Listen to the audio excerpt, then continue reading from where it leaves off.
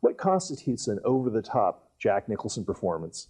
Since when has he acknowledged the concept of a top? Nicholson plays a Whitey Bulger-style Boston thugmaster in Martin Scorsese's The Departed. It's a chess game about a matched pair of moles, Leonardo DiCaprio and Matt Damon, who the cops and the criminals have placed into each other's organizations. Vera Farmiga, a gamin with large shocked eyes, plays the police shrink who gets caught between the two major players. But unless you count Alec Baldwin's rip-snorting acting as an FBI agent so avid for the game that he sweats through all of his shirts, the movie is all about Nicholson, rolling around in every deadly sin there is, taking his whores to the opera, and leaving us with a bloody smile of farewell. Man, you are trouble. You don't know the half of it. You better get organized, quick. Hey, last time I checked, I tipped you off, and you're not in jail. Getting the feeling we got a cop in my crew. Sooner or later, he's gonna find out who I am, and he's gonna kill me. I can get the rap. You just gotta let me do it my way. If you don't, it won't be me who pays for it.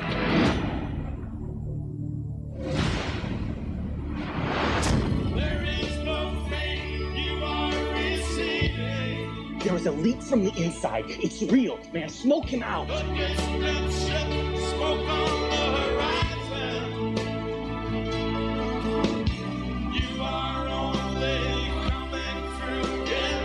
You're lying to me. There are things you don't want to know about.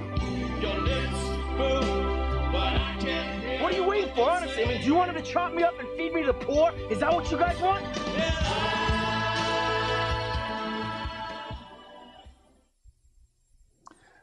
You know, it really came out of this film with I think, just images of Jack Nicholson. Now, Nicholson was like the most important thing in the film. He had all the best lines. He had the most fun making this movie. You know, imitating a rat by fleering his teeth at the camera, going around sniffing as if he could smell an informer out in front of him. It's a very different film than the original, I think, and a lot less serious. I think ultimately just I think they decided to throw out the script or something like that and just like turn it over to the actors and let them horse around through the whole thing. It was something like that. I think you and I both agree that it was very enjoyable. Yeah, it was. And it was just a delight to be in there for 2 hours and 30 minutes. And some of that crazy dialogue really worked. I thought, I know you don't necessarily agree with me, that the acting was marvelous. I thought Matt Damon was terrific. Yeah, them I was less interested in. I mean, Matt Damon is just one of those, in every life a little rain must fall. He is. Yeah, I liked him. I thought DiCaprio was fine. I really think Mark Wahlberg is really starting to turn into a hell of an actor. He was very abrasive and really got to me, I know. But in the end, this film starts seriously.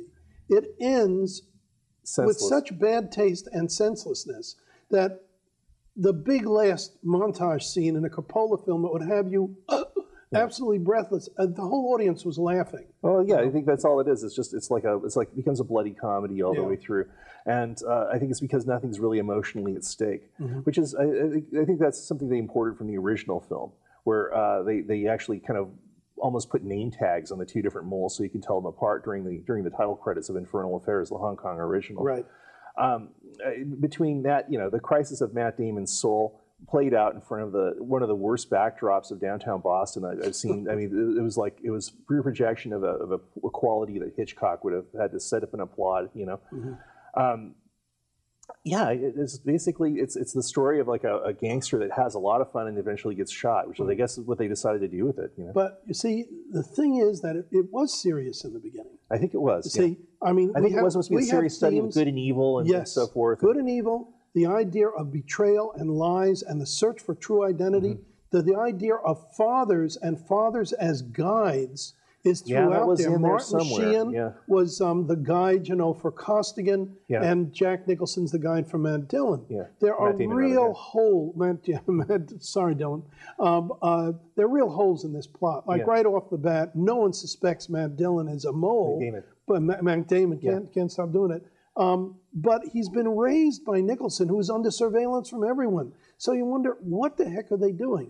But anyway, it becomes this huge Shakespearean, Baroque, operatic, overblown film. I think the Shakespearean thing is right with Mark Wahlberg doing the Hotspur role, and then it's just as a comedy of errors. I mean, when you actually even try to sum up the plot, you start feeling like one of those people trying to explain what happens in Twelfth Night. A comedy of errors, but it's supposed to be a tragedy of mirrors. I know, exactly. And it doesn't work. I will, without ruining anything, I will just say there is a rat on the windowsill at the end of this film that is the worst piece of taste I have seen on film since I don't know when. I mean, this is a major director. Yeah, this is a rise and fall. John Waters put a rat in a plate at the beginning of Desperate Living, and so. Right.